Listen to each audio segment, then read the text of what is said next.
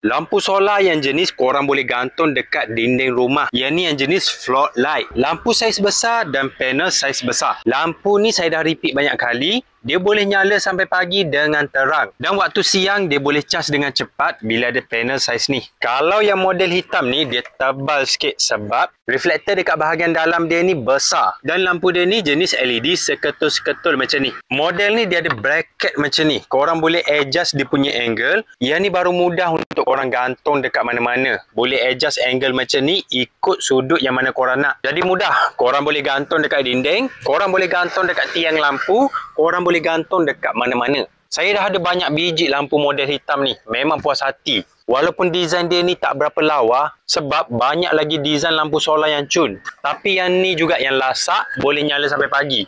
Bukan untuk pasang dekat rumah je. Korang boleh pasang dekat reban ayam, dekat tempat parking kereta dan dekat banyak lagi tempat. Jadi kalau korang cari lampu solar yang boleh nyala sampai pagi, nyala sepanjang malam dengan terang, korang boleh cek lampu solar yang model hitam ni. Yang ni model yang paling basic yang ramai orang pakai. Dia ada bagi panel saiz ni dengan lampu saiz besar. Boleh cek dekat link video.